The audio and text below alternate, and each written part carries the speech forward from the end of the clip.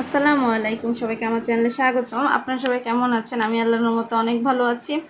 আজকে আমি আমার বাচ্চাদের জন্য বার্গার তৈরি করব। কিভাবে করতেছি সেটা আমি আপনাদের সবার সাথে শেয়ার করব। সেজন্য ফ্রিজ থেকে আগে মাংসটা নামিয়ে ভিজিয়ে রাখছি।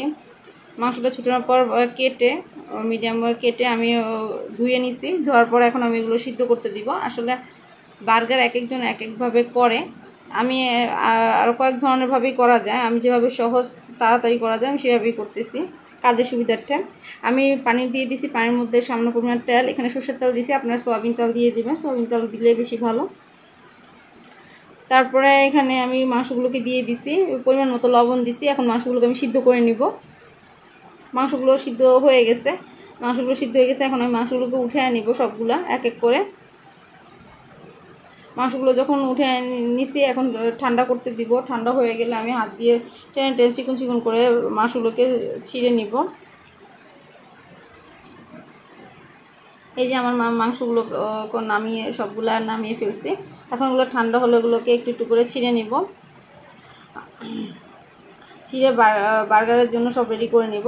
এখন আমি মেয়োনিজ তৈরি করব ঘরে। আমি এখানে মেয়োনিজের জন্য 4টা ডিম নিয়ে নিছি। 4টা ডিমের মধ্যে আমি কাঁচামরিচ দিছি, ধনিয়া পাতা আর আচার। আপনাদের বাসায় যেরকম আচার থাকে সেরকম। তারপর এখানে যে পরিমাণে ডিম নিছি ওরকম পরিমাণে চিনি, আমি এখানে ঘরোয়া মেয়োনিজ বানাইতেছি, আমি সেই পরিমাণে চিনি দিয়ে দিছি। এই যে আমি এখন ব্লেন্ড করে নিতেছি। ব্লেন্ড করার পরে এখানে আমি মুখটা খুলে আমি সয়াবিন তেল দিয়ে দিব। এই যে উপর থেকে আস্তে আস্তে করে তেলটা ঢালতে হবে, নাহলে দেখা যাচ্ছে যে এটা আবার যদি ঘন করে বারবার ব্লেন্ড করেন তাহলে এটা নরম হয়ে যাবে। এই যে দেখেন আমার মেয়োনিজ তৈরি হয়ে গেছে। এখন আমি যে ঝুড়া করা মাংসগুলো করে রাখছিলাম ওইটার মধ্যে আমি মেয়োনিজগুলোকে দিয়ে দিতেছি। এই যে দেখেন আমি মেয়োনিজগুলো আমি সব ভালো করে এগুলোকে আমি মেখে নিব। মেখে নেওয়ার পরে তখন আমি যে বনটা রেডি করছি ওই বনটা মাঝখানে কেটে আমি মেয়োনিজগুলো দিব। দেওয়ার মাংস যে মেখে রাখছি ওই মাংসগুলো দিয়ে দিব। মাংসগুলো দেওয়ার পরে আমি আগে থেকেই শসা, টমেটো, গাজর এগুলো কেটে রাখছি চিকন চিকন করে। আমি এগুলো এক এক করে সব কিছু দিয়ে দিব।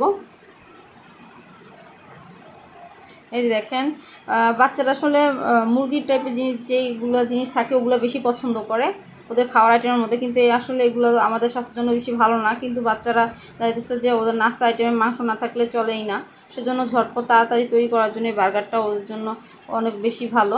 আমি সবসময় প্রায় যখন সময় থাকে না আমি ওদের জন্য এটা করে দিই। আপনারা ইচ্ছে করলে ট্রাই করতে পারেন, দেখতে পারেন। বার্গারটা খেতে খুবই ভালো লাগে, আপনারা একবার বাসায় ট্রাই করে দেখবেন। এই যে আমার বার্গার রেডি হয়ে গেছে আমার বাচ্চার জন্য। ভিডিওটা কেমন হয়েছে প্লিজ কমেন্টে জানাবেন। আল্লাহ হাফেজ।